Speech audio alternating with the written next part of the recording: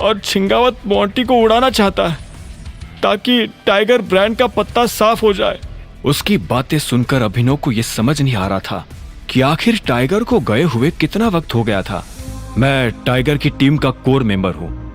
अभिनव का दिल ये कहते हुए तेजी से धड़क रहा था।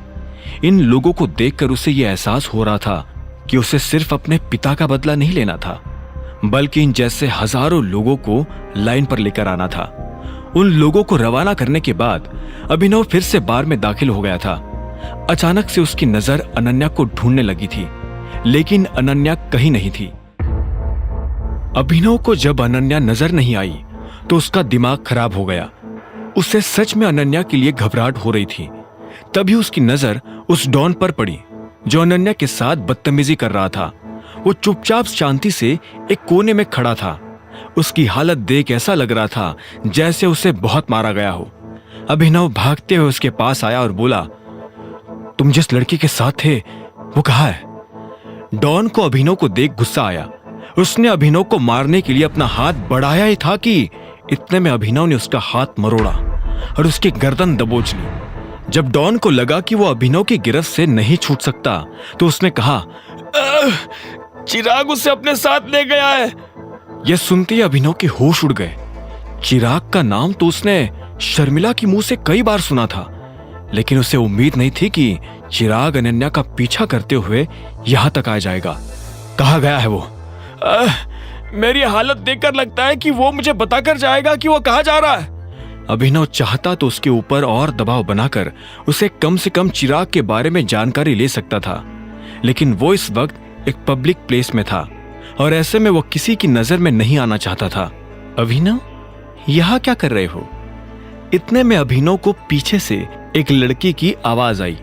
ये कामिनी थी जो अभिनव को ढूंढते हुए बार तक आ गई थी।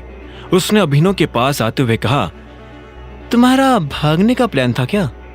पैसे नहीं थे तो इतनी बड़ी बड़ी फेंक क्यों रहे थे? मैं फेंक नहीं रहा था, पैसे है मेरे पास। अभिनव ने कामिनी की बात का आधे मन से जवाब देते हुए कहा। उसे अभी भी अनन्या की चिंता खाए जा रही थी। कामिनी ने पूछा, तो फिर यहां क्या कर रहे हो? देखो, अगर तुम ये सोच रहे हो कि तुम बचकर निकल जाओगे तो ऐसा होने नहीं वाला है। पैसे तो देने पड़ेंगे। अभिनव ने कामिनी को घूरते हुए देखा और उसके बाद हॉल की तरफ बढ़ने लगा। कामिनी भी उसके पीछे पीछे जा रही थी। अभिनव कामिनी के साथ सबसे पहले अपनी गाड़ी के पास आया और उसमें से कार्ड निकाला। कामिनी ने कार के ऊपर कोई कमेंट नहीं किया क्योंकि वो देख पा रही थी कि कार खटारा थी। बाहर से देखने पर वो गाड़ी कबाड़ लगती थी और अभिनव यही चाहता था। वो दोनों फिर से अंदर आए और रिसेप्शन की तरफ बढ़ने लगे। वहां पर पहले से एक वेट्रेस खड़ी थी। उसने अभिनव को बिल थमाते हुए कहा, 5 लाख। यह अमाउंट सुनते ही अभिनव के होश उड़ गए। ऐसा उन लोगों ने क्या खा लिया था जो इतना ज्यादा बिल आया? इससे पहले कि वो आगे कुछ कहता, इतने में कामिनी ने उसके मजे लेने के लिए कहा, क्या हुआ?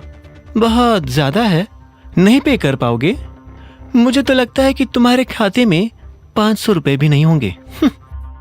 इतने में वहां खड़ी एक और लड़की ने कहा, उस टाइम तो बड़ी बड़ी फेंक रहा था, अब हवा निकल गई बेचारी की। यह सुनते ही अभिनव ने उस लड़की को पलट कर देखा। फिर उसकी नजर कृतेश पर पड़ी जो हरीश से बात करते हुए चलता आ रहा था। कामिनी कृतेश को आते हुए देख मुस्कुरा रही थी। क्या हुआ? तुम बिल नहीं भर पा रहे हो? इफ यू डोंट माइंड, मैं पे कर सकता हूं। वैसे भी मेरे लिए यह अमाउंट इतना बड़ा नहीं है, कृतेश ने कहा और मन ही मन में मुस्कुराने लगा। अभिनव ने उसके चेहरे पर मुस्कान देख ली थी।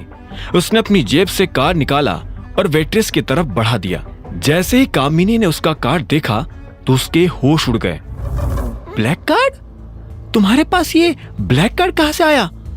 कामिनी ने कहा और अभिनव के हाथ से कार्ड लेकर उसे ध्यान से देखने लगी। उस पर अभिनव का नाम लिखा हुआ था, अभिनव गढ़वाल। कामिनी ने हैरान होते हुए अभिनव को देखा और बोली, तुम तो अभिनव कुमार थे ना, फिर अभिनव गढ़वाल कैसे हो गए? ये क्या खेल खेल रहे हो यार? अभिनव ने उसके हाथ से अपना कार्ड लिया और बोला, मेरा सरनेम गढ़वाल है।